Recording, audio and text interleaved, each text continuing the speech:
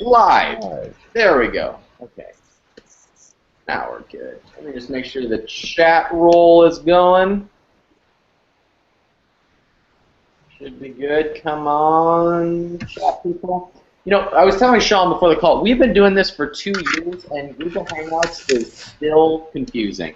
For some reason, there's always a delay on the tribe meeting link. For those of you who are watching on the broadcast, goes live, so it's a little bit confusing, and I have to worry about starting on time, but yet some people, I'm not sure if they're actually seeing it. Yes, okay, so now we're good over here. Okay, so would you guys do me a favor, if you're watching on the broadcast, just let us know that you can hear us, because it's sometimes a little bit of a juggling. So we're here with our neighborhood-friendly Sean Coyne, and today we want to kick things off. Before we go into Q&A, we want to talk about our business purchase, because we are selling our yoga company, and we want to go over a little bit about why we decided to do that, what level we needed to be at in order to negotiate that deal, and why you might want to think about your exit strategy now, even if you're just starting your business. So we got approached actually at the ASM conference, the last one, by a company that is buying Amazon businesses. They were interested in a couple things. One, they were interested in, actually, what their business is, they have one core business, which is language learning, and they've grown that to an $80 million a year business. And they wanted to diversify into some different areas, and what they really wanted to be in was physical products, but they didn't want to start their physical products business. They wanted to buy other people's physical products businesses and have a holding company for all of these different physical products businesses. And so what they were looking to do were to buy people on Amazon, and they approached me for a couple of reasons. One, because I have multiple Amazon businesses. And second, you guys are noisy today. Google Hangouts is flashing on all of you. Brian and Kurt, you're the only people, and now everybody disappeared. This is the most we're 5 minutes in, and we have offended half of the tribe already. So I'm not offended. You're offended too, Brian? No, I am not offended. Okay, there's very little we can do to offend Brian. So what you don't know is that neither of us are wearing pants. That's why this is a waist up hangout right now. Oh, we offended him. No pants Saturday. That's what it's. I was just saying, stop there. Don't go any further. The fun is just beginning. Yeah, we just had our coffee. Sean's having more, so we're just more. Okay, so we're boring everybody. So this company was buying multiple Amazon businesses. They wanted to use one of mine as the example, so that they could actually, one of their motives in working with us was that they wanted to be in a position to be in front of the tribe, because we are the most successful. Our group is as far as I know the most successful physical products business. What would you call it? Think tank, the most successful physical products think tank ever, and that's the subset of being a part of ASM, the most successful physical products training ever. And because of that, they wanted to be in front of this group of people. And that was part of their motivation. The other was because we had built up a good company that was growing, and they were interested in being in the yoga space. So I met with them in person a few months ago, and we kind of sat down and went over several different options. And so here are your writer downer points as far as what companies who are buying physical products businesses, what they're looking for when they buy these products. First, they are looking for consistent sales, and that gets reflected in year-long sales, meaning it's not a seasonal product, and meaning that it is not some sort of hypey, Dr. Oz. So it's a year-long. Somebody's echoing bad. I'm going to you, Baram. Mute yourself. And that is a really background going on. So sorry, one of you is echoing more back. Catherine's Through the screen if someone's talking. That's true. Okay. There we go. So they look for year-long consistent sales. They're looking for growing trends, and they're looking for markets that don't have potential legal problems. Meaning something like hype supplement. Yep, it's you, Catherine. Echoing with crazy. Hi. Wow. I gotta mute Catherine. So they're looking for things that don't have regulation problems, meaning there's not a problem with potential FDA changes or the FTC coming in and cracking people down, because those are business killers. So they are looking for consistency, because anybody who buys a business is buying on the present income with the expectation that that income is going to continue and will continue to grow. So those are the things that are important to somebody who's acquiring businesses. One quote that they used with me was, "We love boring businesses."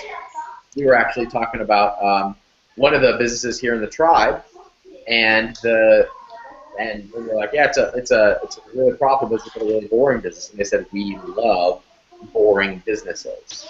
So the model of looking at what has been popular for a long time and selling that better is a very attractive one for selling a business. So let's talk about the reason why you would want to sell a business.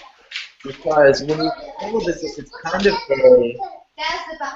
someone's got children in the background that's causing a lot of noise. Please mute yourself. If you have children, so one of the reasons why people think they want to sell a business is because they're going to make millions of dollars up front. And for us, at least, that was not the case. So our upfront cash was very modest. It was a fair evaluation, but it was a very modest evaluation. So we went back and forth for, what has it been, like 4 months, 3 or 4 months now in negotiations, and we've reached what's fair but modest. So Sean and I are not going to be retiring to the beach on this deal anyway, but what was worked into the deal was something much more substantial, which was the reason why we decided to sell this business. The reason being, first of all, we sold a majority stake in the company. So we maintained some equity in the company, and that was the deal maker. That we got to hold on to equity, because if we were selling the entire business for the numbers that we got, we probably wouldn't be that interested. But since this is a much larger business that has a huge marketing budget that is going to be growing the business, the amount of equity that we are holding on to may outgrow what we have currently, owning 100% of the business. So our business is worth $100,000 per se, and then we hold on to 25% of the company, and that company grows 20x as a result of an $80 million business buying it and growing it. Well, then our equity in the 25% is worth more than the 100% before. So that's one reason. The second reason was we did get a modest amount up front. So, and that's going to pay for all of our inventory, all of our investment, and give us some profit left over. And the third was there's going to be monthly payouts for at least a year. Monthly, it's the dog hour here on the tribe. We don't have it. I just noticed that. Well, last week we had the baby hour. This week it's the dog hour. Next week it'll be the spouse hour, and then we can have a cat hour. Joe Gianfola and myself and Greg combined have about 94 cats. So it'll be the cat hour in 2 weeks. Oh, you're hearing it now. 2 weeks from now, it's the cat hour. Anyway, I'm gonna have to change that date since Pam and I will be traveling. Anyway, back on track. So we're getting monthly payouts as part of this deal, and we get cash flow from the sales. So our equity is also a cash flow piece. So that it is not just this clean, we got a whole bunch of money and went on to the next thing. It's a combination of things. We got some money up front. We're getting monthly payouts because we're staying on in like an advisory role. We are getting the cash flow from the actual product sales, and we maintain equity, which we hope is going to be worth more than our existing piece now. Plus, our time to working on a business goes to almost zero. It goes to our Saturday breakfasts. That's what it basically comes down to, where we plan out what we might want to advise this company on.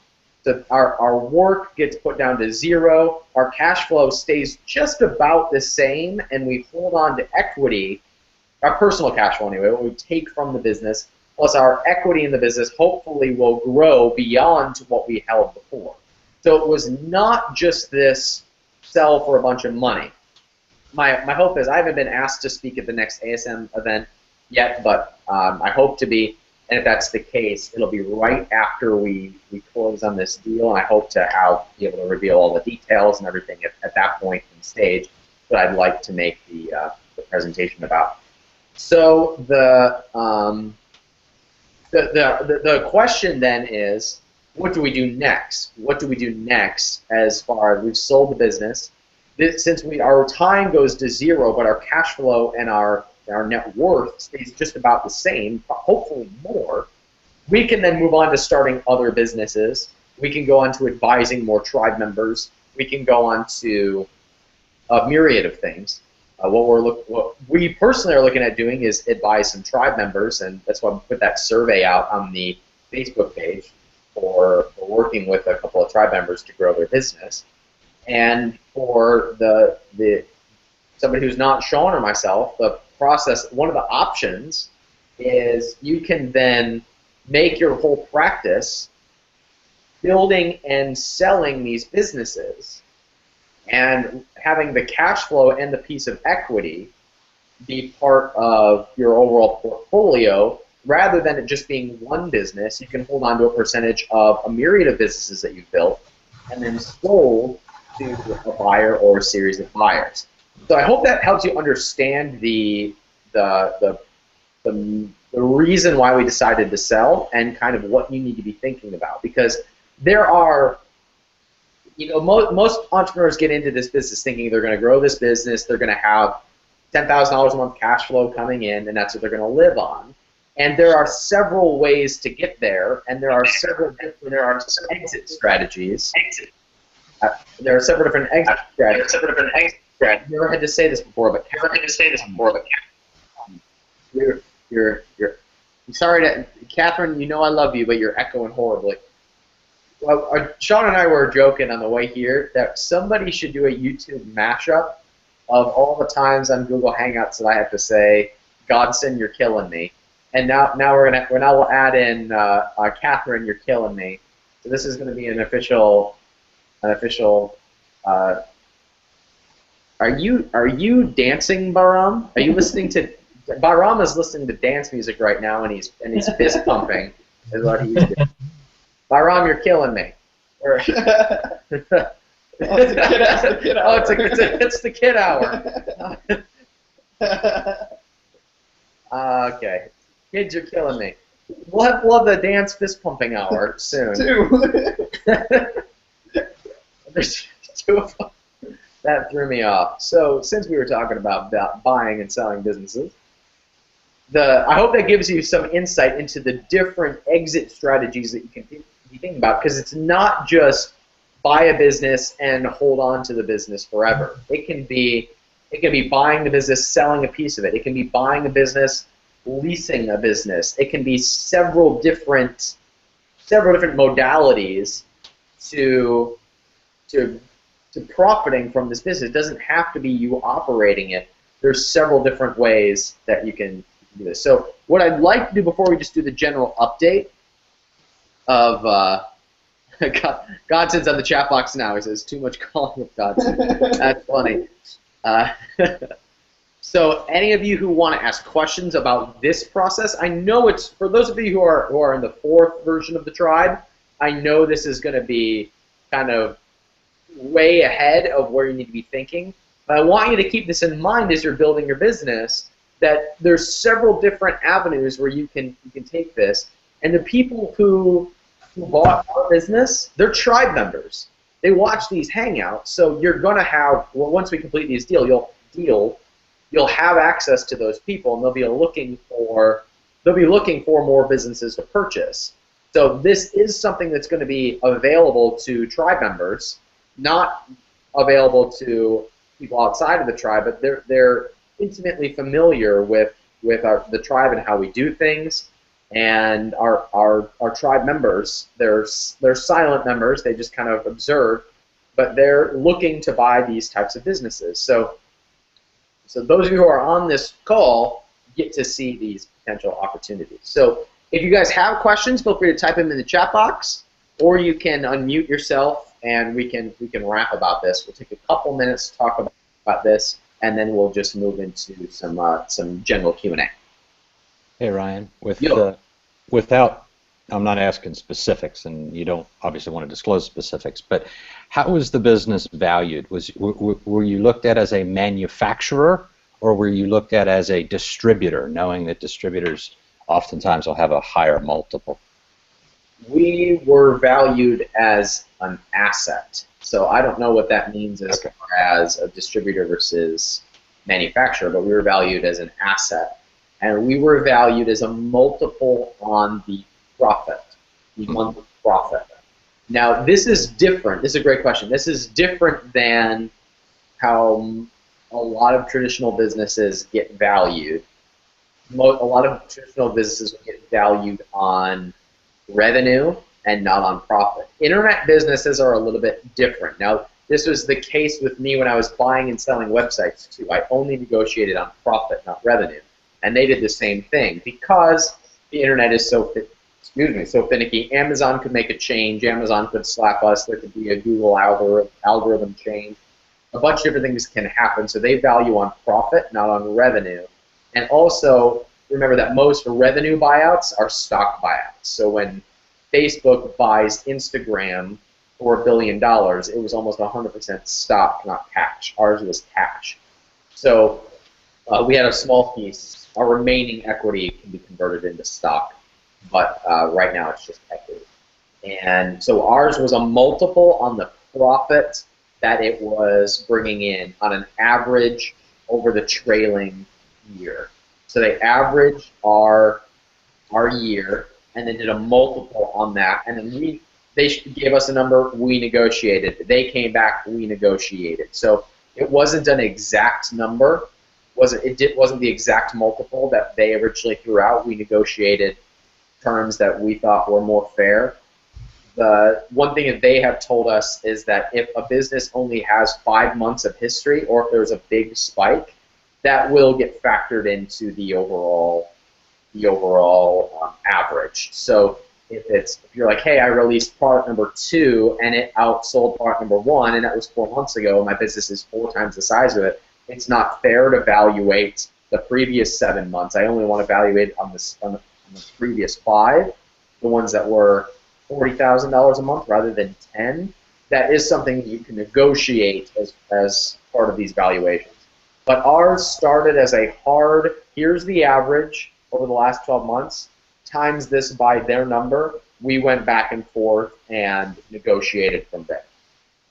It's pretty clever on their part, having a menu of small businesses and buying them at a reasonable valuation and then growing the heck out of them. It's pretty smart. Yeah, well, if you look at it from business, all businesses is the operation from your strengths, right? And their strengths are operations, and they've got a lot of cash from this other business, and they have a large team. Whereas Sean and I are entrepreneurs, we can come up with ideas and get things started very quickly. They can't do that. They've got a whole bunch of legal and red tape to go through. So they have limited ability to start new brands. We have plenty of ability to start new brands. All of you have the ability to start new brands. Since most of you are new entrepreneurs, you're in a unique position that big corporations aren't in. They can't spin out new businesses all the time. So it's a trade of value. We can spin out new assets very quickly. They can grow and invest in assets very quickly. Do you want to add anything to? I'm steamrolling the conversation, so. No, I agree. I think it's important to realize it's not that they can't. It's if a big corporation is buying yours, you've already proven it to be successful. They don't have to take that risk. So it's not that our buyer can't start a company. It's they don't want to start 10 companies hoping for one to work. Yeah. They'd rather look for one that's already working and purchase it. Yeah. There's somebody mentioned, what was the Mr. Wonderful quote in the chat box? You set it up like Mr. Wonderful. Oh, it's like the Shark Tank. That's Shark Tank. Do you know? You weren't at Traffic and Conversion with me. You spoke at Traffic and Conversion. Just so you can look into the world domination mind. My long-term goal is to kind of have a Shark Tank-like setup in the tribe and Freedom Fasting to have that type of an approach. And these are the seeds that are being planted. We're bringing in buyers of businesses. Where Sean and I are looking at investing in some tri-member businesses and growing them and systemizing them to the point of sale. So this is the seeds of the long-term vision for where we can go as a community is starting to take shape, and it is much bigger than the original vision of let's just have a group that works together to go through some training. It's the seeds of this community are really starting to plant, and it's exciting. This is a new process for the two of us selling the business, but it's also an exciting one, and it opens up certain opportunities that we previously did not see possible. The idea of selling a business and locking in consistent cash flow for a year, which is our terms. We get a certain payout for a year, plus the commissions from sales and the maintaining equity. That's a little hodgepodge of an arrangement that I never would have thought was possible, and opens up certain opportunities for moving forward. What other questions do you guys have about this process, or what you need to be thinking about as you're starting or building a business to be in this position if exiting is something that you want to do? Actually, that's a great question from Shannon. Let's think of that one. Can you sell a supplement business? Is the question from Shannon. The answer is absolutely yes, but it's a little bit. It has its share of inherent risks. So if your business is built on Dr. Oz supplements, your valuation is going to be much lower because you run the inherent risk of being shut down by the FTC if there's ever change. For example, my arch nemesis, he's been called on previous calls Mr. Asshat. Mr. Asshat is my competitor in my supplement business, has another company called Eden Pond. You can look him up on Amazon. You can type in Eden Pond or Asshat. It'll probably show up. He sold Eden Pond, so he's no longer the owner of Eden Pond. However, if you want to leave he also owns a company called Dr. Danielle. If you want to send him hate mail or report him to Amazon or whatever, I should not be saying this publicly. Edit this from Google. Please edit this part from the Hangout when it gets posted to YouTube. No, but.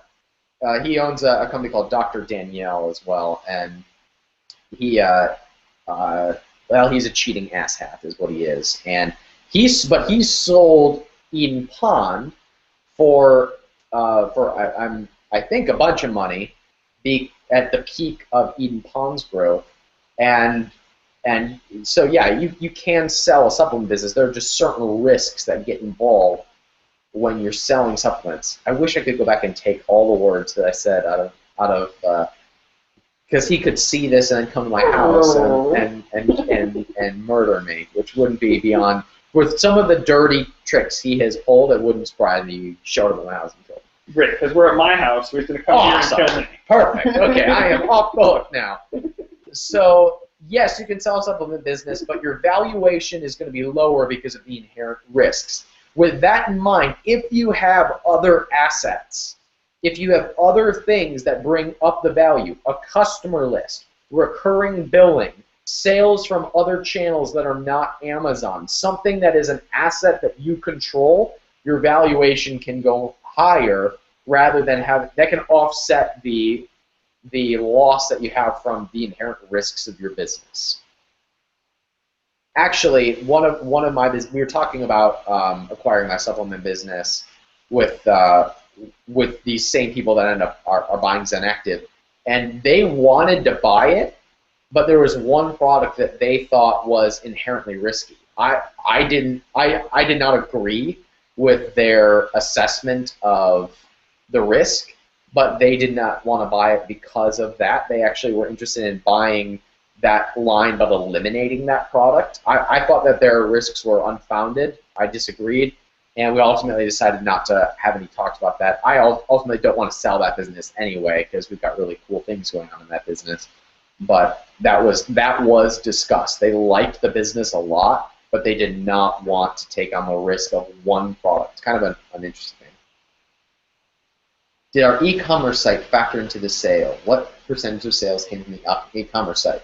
So percentage of sales was 0, because all that site does is redirect to Amazon. And so no, it did not factor into that. But if you do have an e-commerce site, absolutely that factors into your business. We're looking at overall sales. It's not just Amazon. We're looking at the business valuation. So if you have an e-commerce site, absolutely that can play into the valuation of your business.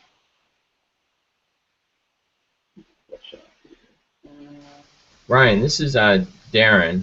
Hey, Darren. How are you? Good, man. Am I echoing, or is the sound okay? You sound perfect. Okay, great. You know, I just wanted to piggyback what you said about the exit plan, and I think that's important for people who are looking to really build a business. I did 2 brick-and-mortar businesses before joining ASM, and one of them was real estate, which I did well with, and then I got out of that and I went into another business that I had a private investor. And it was then that I was challenged by the investor, and he brought up this notion of what's your exit plan? And I was like, my exit plan? I'm not looking for an exit plan. I'm looking to succeed, to make money, to, dollar signs. And what it did for me was it really helped me to set goals and understand a path for my business. And I think sometimes as entrepreneurs, we just think about, let's go out and make money. Yes, we want to build a business, and I think ASM does well in helping us to develop a brand. But the exit plan, for me anyways, helped set those metrics, gave me road signs, things that are telling me I'm moving in the direction I want to be. And, I just wanted to kind of piggyback what you said so that other people who may be new to building a business just have that thought in mind, like an exit plan doesn't necessarily mean you're going to fail. An exit plan means that you are headed in a direction where you want to succeed, so to speak. So, yeah. Thanks for that. It's a more complete way of setting a goal. It's a more well-developed goal of where your business is going. Whether for some people their exit plan is to build up a company and operate it to be consistently profitable so that they're not in the business. And for other people their exit plan is to sell it or to sell a piece of it. So yeah, thank you for that. Most new entrepreneurs don't think about that. They're so consumed in how do I quit my job or how do I become financially independent. They don't think about this, and I think that's totally fine.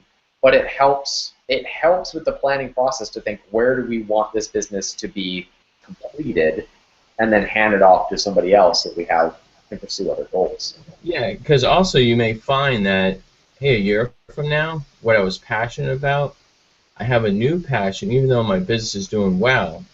I have a new passion, and I know what my exit plan can be for this current business, and it just keeps the options open for you and well defined. 100%. 100%. Cool. Anything else coming up on the chat box? Let's see.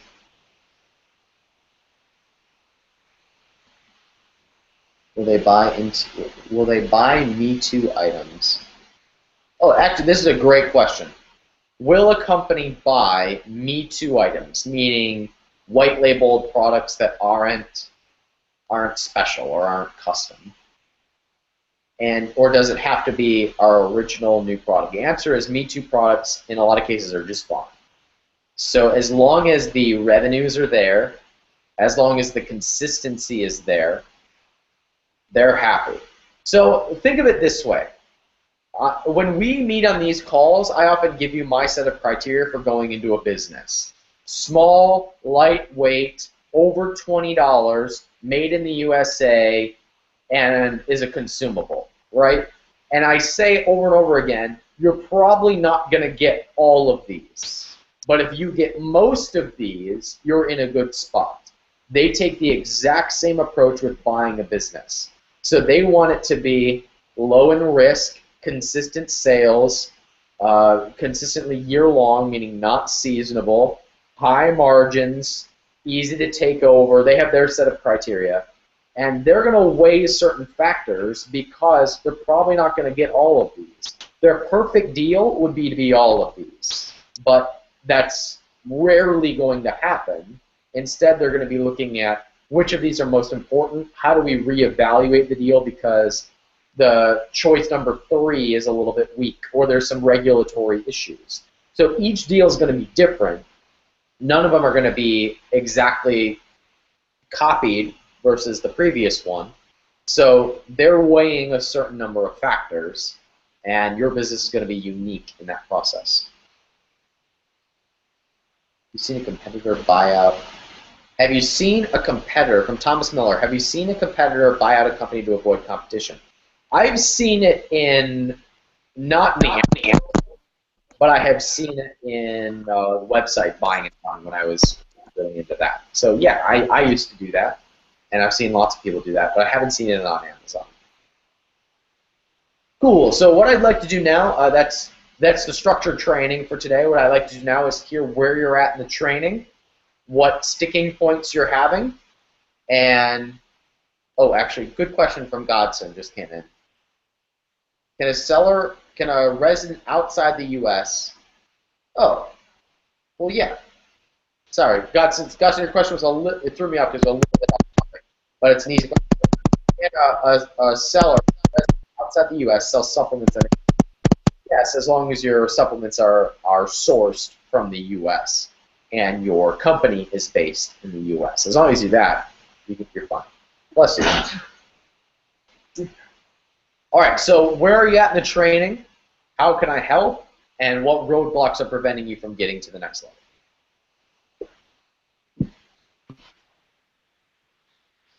Hey, Ryan. Yo.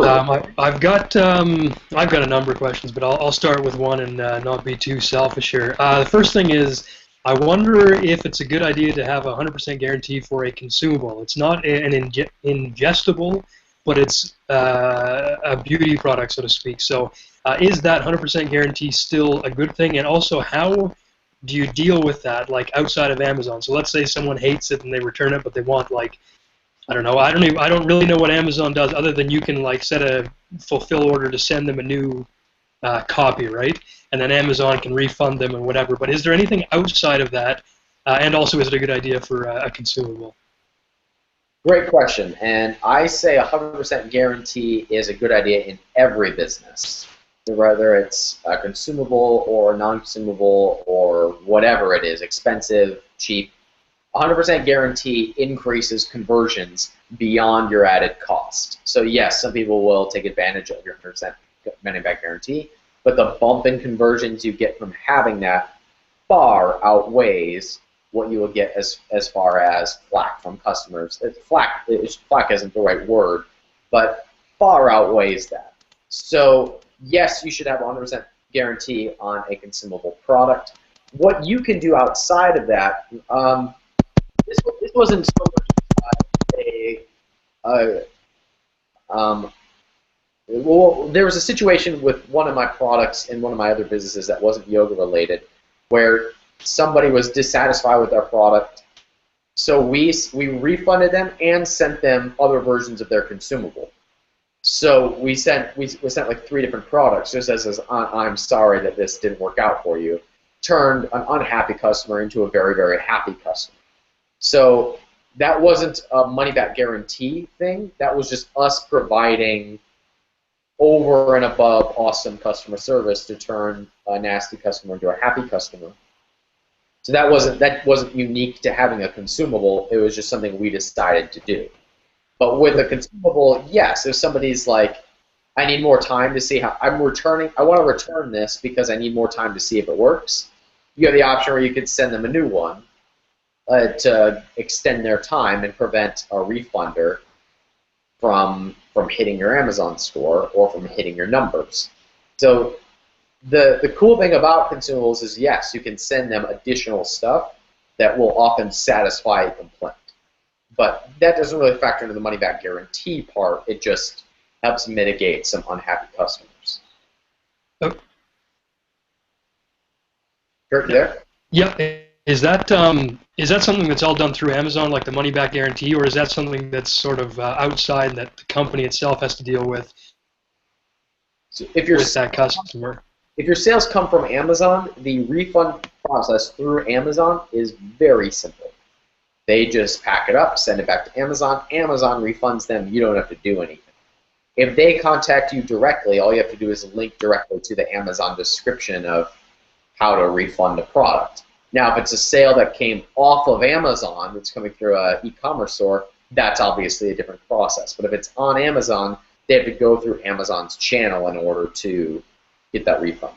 But you can also, I think you can process manually yourself, right? Yeah, to add on to that, so Amazon has their own return period depending on which product field you're in. So it's different for things like DVDs as it is to a yoga mat. If the customer wants to return, I think for yoga mats it's 30 days. So if it's 45 days and they want to return, Amazon won't process it, but you can refund it manually or send them a replacement if it's something they want a replacement for, through, like you said, the fulfillment order, or there's an option in Seller Central for refunds. So Amazon doesn't take into account your lifetime guarantee. They won't process returns forever automatically, but you can always process the return yourself, if that makes sense. So to answer your question, Kurt, it's both. It can be either or. It can be you or it can be Amazon. Okay, but it can all be done through Amazon by the sounds of it, so that is exactly what I'm looking for. Thank you. Cool. So where you should be now is you should have your listing up. You should have inventory either on its way or testing prototypes. You should have several different headlines written. This week, my men's company got hit with title violation, so we had to go to that very vanilla title, which we were expecting, we're prepared for. Everybody's going to get hit with that eventually. And you should obviously know your product and have your business. So we're getting close. Your next things that you need to be thinking about are your sales, and we've already had the assignment of be thinking about what are you going to be doing in order to get sales kicking off. So you should be, your energy right now should be being focused on your listing, and it should be being focused on an email list or a Facebook page, or just booking a time for a Zon Blast or a viral launch or whatever service it is that you're using. So where else are you guys in the business? And Brian, is it okay if I put you on the spot? Sure. Cool. I would like to hear about your business and your plans for the next level. I'd like to kind of hear what you have planned as far as where you're taking your business. Your business is, 6 months old now as far as taking sales goes. So what's your plan for the next level? Sure. So I'm ASM 3, started in May. I came to ASM a little bit different than a lot of people. I already had a product. had 4 products. So I launched with 4 products, and as Ryan said, I've been selling on Amazon for about 6 months. The business is now very solidly a 6-figure annual business, well into phase 2. I have it's in the beauty category, which people probably know just by clicking through on me. I've spent 15 years developing businesses in Europe, and a good friend of mine is setting up a company to be an importer for me in the Netherlands and selling to shops. So we signed a distribution agreement last month, 2 months ago, and that will be kicking off next year. And I've been approached by some other folks for bricks and mortar distribution of the products. So the Amazon business continues to grow. Having the biweekly payouts is a nice thing from cash flow. But the next plans are to continue the product line expansion. I've got a whole list of products in a variety of spaces within the beauty category, all related together. And I'll be rolling those out likely next year. So it's been a great journey. It's been a wonderful journey. And I just want to reinforce the point that has been made many, many other times, and that is you're not creating a product, you're creating a business that has multiple products and multiple channels. So it's going well. I would like to add in one thing for you to be thinking about in 2015, and that is for your business specifically, since your target market is so well defined and so like somebody who buys your products is probably going to buy several different products. One thing I'd recommend you think about in 2015 is starting to collect your customer data so that you have some way to follow up with them and tell them about other products. I don't know if you're thinking about that now, but I would recommend you be thinking about that going into 2015. I took your postcard idea and ran with it. Good, good. So enough said. Glad to hear that. Good. Yes, absolutely. And you know, those of you that are in ASM4 and just getting started, you'll see this soon enough. You don't really get your customer data through the Amazon sales order process. You don't know who your customers are. You can't contact them via email. You need another way of getting them on your email list, and that's what the insert card's all about that people talk about, VIP clubs, other things like that. So while we're on this topic, I'll mention that my partner Matt and I are likely going to be testing some things with our calling strategy in order to get more customer data. So rather than give somebody a bonus, you know, within their packaging, we say, hey, we would like to send you a bonus. Go to this page and fill out your information to get your bonus. We're going to be testing different ways of getting that customer data. We might also do it through. There's several different things that we can test, and I don't have any data for you, so I don't feel comfortable reporting yet. But it's all kind of still in the idea phase. But we're going to be testing that stuff, and we might have some data by the next live event.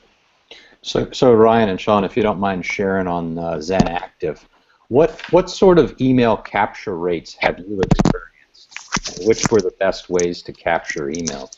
All of our follow-up process was done on Facebook. So all of our contacting of customers was done on Facebook rather than an email. A couple of reasons why. First reason, we market ourselves as an environmentally friendly company, so one of the ways that we do that is by eliminating unnecessary packaging. So in order to stay consistent with that what do you call it, brand vision, we don't have any packaging in order to have inserts in our products. The second was we used, but I feel like I have to give a disclaimer. this was not like a perfect way of doing it. It's just the way that we decided to do it. It worked well for us. We went the Facebook route of building up our launch list. And I presented about this from stage, and it wasn't because it was a magical way of doing a launch. It was just the way we decided to do it because we had no audience in this space. But since we already had a Facebook page, we decided to keep all our efforts there. We had a responsive audience, so there was no need for us to try and pull them from one vehicle to go to another vehicle.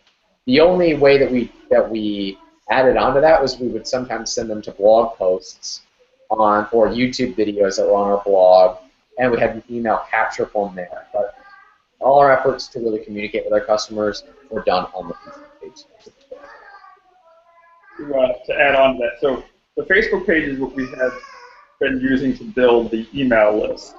We got really good results running coupons and You mean like the launch list, right? launch. Correct. Yeah. But we do have customer service representatives calling and getting personal emails, which they then record in Stitch Labs. So we have a customer management software that has all of the addresses, all the phone numbers, all of the Amazon emails, and then anyone that answers the phone will ask them for their personal email or to send them a coupon or a gift certificate or a gift card. And that all gets stored in Stitch Labs, which we can then export onto report. We haven't really done anything with that yet, but we have been capturing all of that data since we started. Cool. I'd like to ask a question for the tribe. I posed a mini assignment, which was if anyone would like to test getting video reviews on their product listing. If anyone actually did this, I would love to hear about it. Please put it in the chat box or wave at me if you're on the call. We sent an email to our list to collect them, but we have not collected them yet. So I'll have data to report probably in a couple of weeks on this experiment. But if any of you actually did that, please wave at me or put it in the chat box. I have another. I'll say this rather. I have another little thing I'd like to put out to the tribe. Hell, I'll give it to you now. Another thing I'd like for you to test is there are different, from what I understand and what I've been told from my friends at Beachbody, the P90X company, there are different levels of Amazon accounts, and some of the Amazon accounts are able to do direct mail, meaning you can send direct mail pieces, postcards to your customers. If any of you are doing that, this is something we have not had the cojones to do because we don't want to draw attention. If any of you have done that and have stats, I'd love to hear from you privately before we share the details publicly, because it's a little bit of a gray area on Amazon. Amazon has, sometimes they say yes, it's okay to do it, sometimes they say no. So if any of you have done this, please contact me personally, and we can see if it's worth springing out on a Hangout sometime. Ryan? Yes, sir. This is Baram. Hey, Baram. Hey. Hello from Geneva, Switzerland, and we are. I am an ASM3, and I took the business very seriously. That's why I'm moving to Dubai. We have started our company there. We set up our company because of tax reasons. As you all know, probably Dubai has zero tax on income and fortune. And I'm moving with all my family. That's why you saw my kids jumping left and right. I guess they're happy to move to Dubai. We're moving on Wednesday to Dubai, and we have set up everything to start the business, the e-commerce business from China to Amazon. We have sourced our product. Everything is ready. We have our website. Everything's cool. We're just about to package and send it to Amazon. I just want to share with you guys that we just sold. We've been already marketing to Dubai people already, to companies like B2B business, and we have already sold, before even reaching Amazon, 10,000 units of our products as white labeling to companies that are preparing their gifts items or branding items to their clients. And this is a venue that we didn't even think about it. We just thought we're going to go for retailing and so on and so forth. And we kind of bumped into this opportunity also that we're selling it as wholesale, if you like, so to the companies that ordering from us 500 units at least for their customers or for their employees for our product. Our product is related to smartphones, and basically, you know, as you know, about 2 billion people around the world carrying a smartphone with each other, and the mobile section is about 4 billion people. So you know, more and more people. 1 out of 3 or 1 out of 4 is carrying this smartphone with it. So anything related to smartphone, I guess, is a home run, and we're into that business right now. So that's what I wanted to share with you guys for white labeling, also for companies, etc. That works fine with us. The only question I have for you, as of with regards to business valuation, definitely I would like to hear more from you about the business valuation, because we're in this business to sell the business in 3 years' time. We have an horizon for an exit strategy for 3 years. What makes our business really valuable, for example, as a non-Amazon? If Amazon comes and buys us out, by all means, no problem. Probably we're going to be the next diapers.com that they bought like for $500 million at that time in 2010. 2 guys started the business 2005 and selling other people's product, and they bought it out for 500 million. But probably we're not going to go there. Probably yes, probably not. But however, I would like to know about the business valuation. What do we really need to concentrate right now in order to exit it in a nice manner in let's say in 3 years' time? I understood from your side that you keep equity in the business, 25%, getting a cash flow, and you know, moving with the equity. That's a good idea that I haven't. We didn't think about it. We were thinking about a really exit strategy 100%. I would like to know from you, now that we're starting the business really at the very early stage, what do I need really to concentrate, or who is my buyer, if you like, so that is interested in my business and e-commerce business, buying it from China and selling it through Amazon? What do I need to be concentrated, and you know, what's the valuation going to look like in 3 years' time? Thank you. All right, cool. So first of all, you win the Ballsy Tribe Member of the Week award.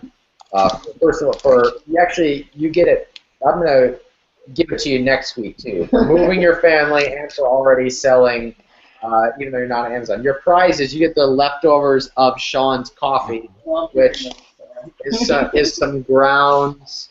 I can't show you without spilling it. There's some grounds here and some thick liquid. That's your prize. Be careful. That's I'm gonna give it to a fortune teller to pour it in, you know, like a Turkish coffee. You know, they're gonna just show, you know, what my fortune gonna be. You know. Turkish coffee is delicious. Oh, right, so what you need to be, first of all, there's a couple of things we need to answer. First of all, what makes your company valuable? It's controllable assets. So since you're not on Amazon, what makes your company valuable is what are the controllable assets, the things that are in your control that are bringing in revenue or grow the business. So that's things like your buyer list, people who are buying your products. If you have exclusive relationships with them, meaning they can only buy from you, or you have some sort of recurring relationship with them, that becomes a controllable asset.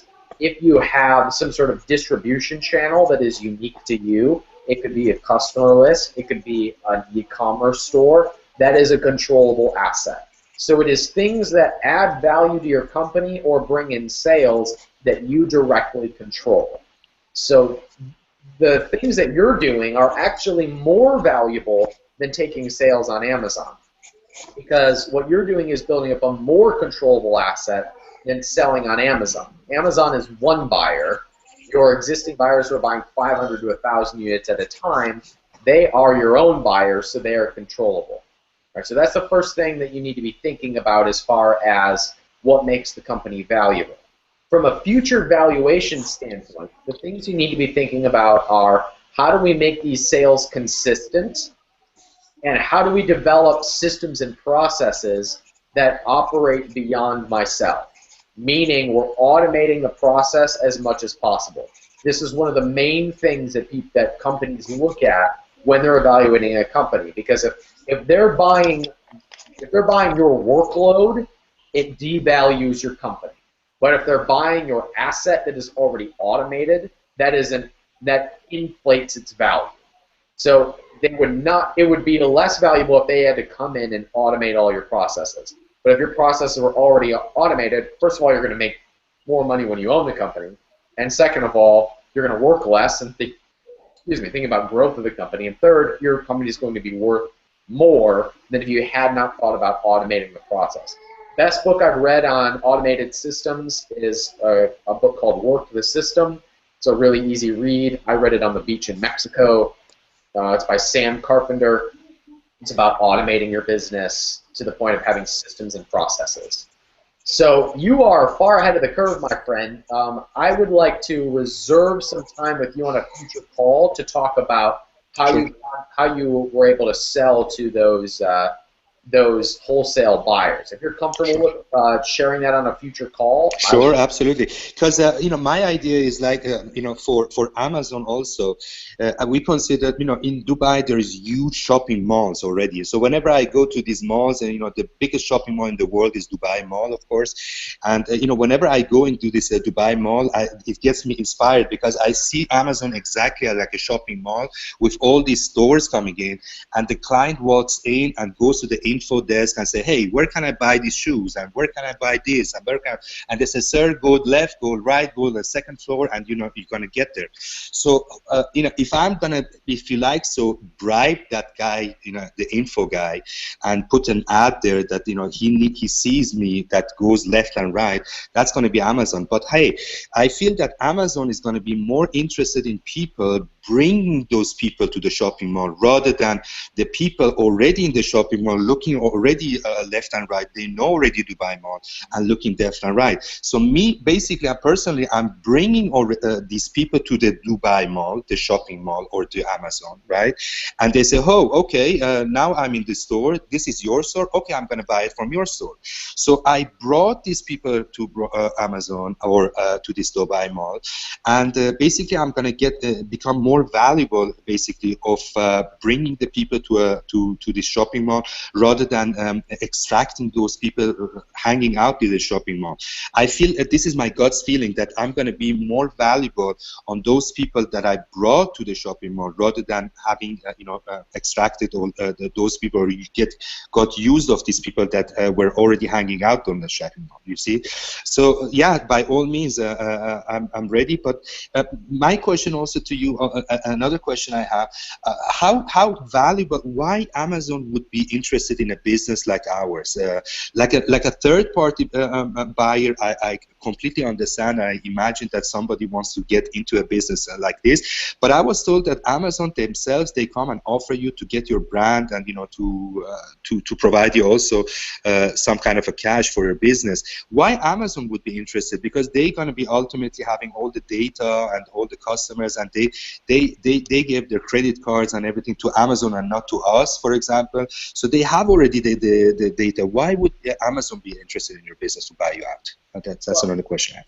Well, the answer to your question is they probably won't be.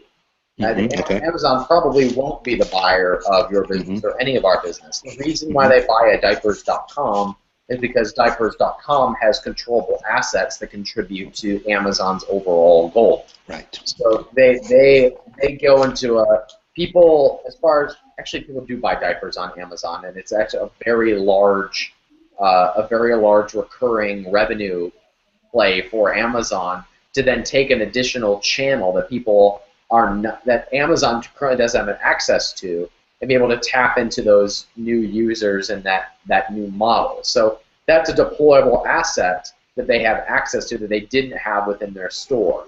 We probably won't build deployable assets that Amazon wants. If you do that, you're in the minority, you're not the rule.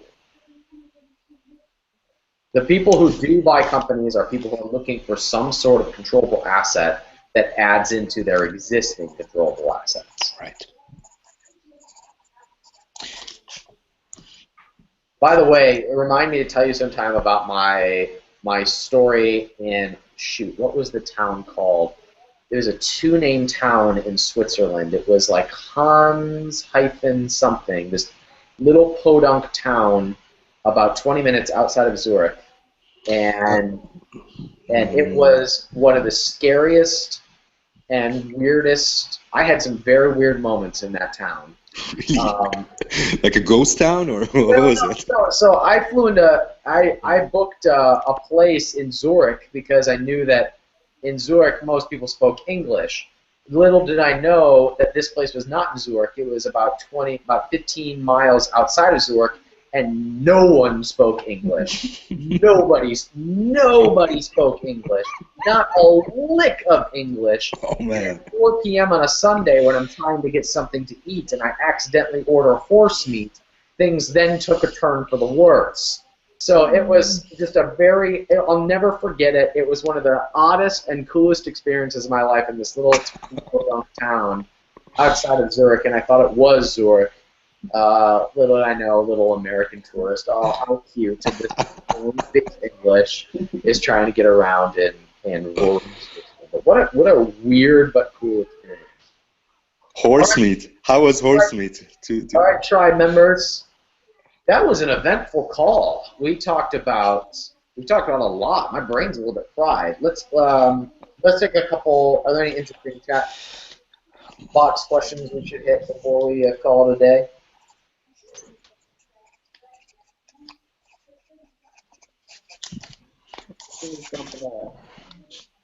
What is this last one? I'm reading this last one.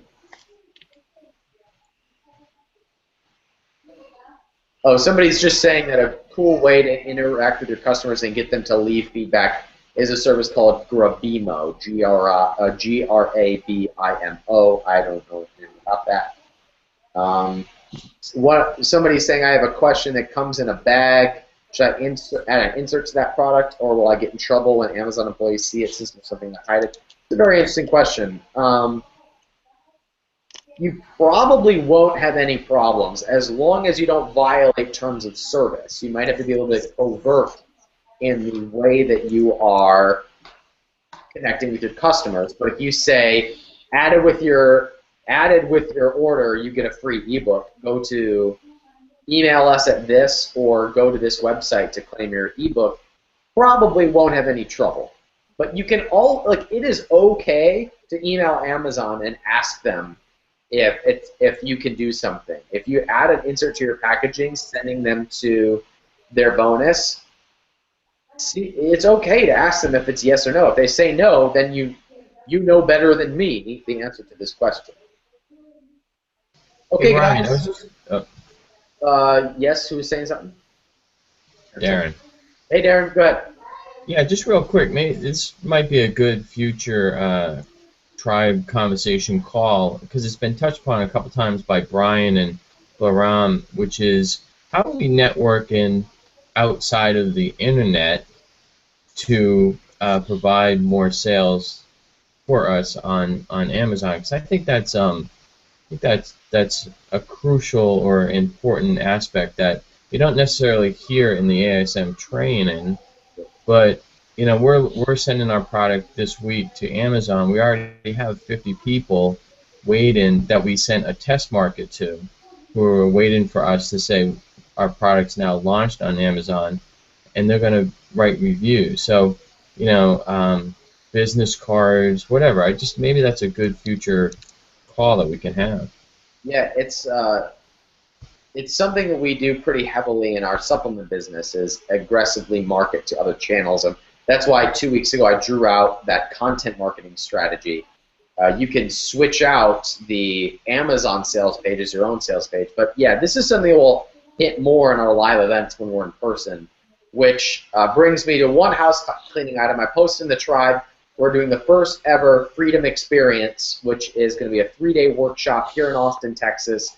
We're working on dates right now. It's either going to be the end of February or the beginning of March. And for those of you, I've got a couple questions about it. One of it is, can I bring a partner? The answer is, for this one, you can bring a partner. It's $1,000 to bring your partner. I have added costs into this. We're going to be spoiling you with some cool things. So it's if you pay their cost, which is about $1,000 a head, you can bring a partner, and you can some of you have shown interest in putting a deposit down for this spot, for a spot. There's 10 spots available. You can do that by putting a $1,000 deposit down with the remainder due at the end of January. So if that's something that you would like to do, you can message me on Facebook or shoot me an email or leave a comment on the thread in the Facebook page, and I'll have more details for you as we lock down dates and venues and stuff like that. So great call today, guys, and we will be meeting in person almost exactly 2 months from now, and I will see you guys on next week's call. Thanks, everybody. Bye, everybody.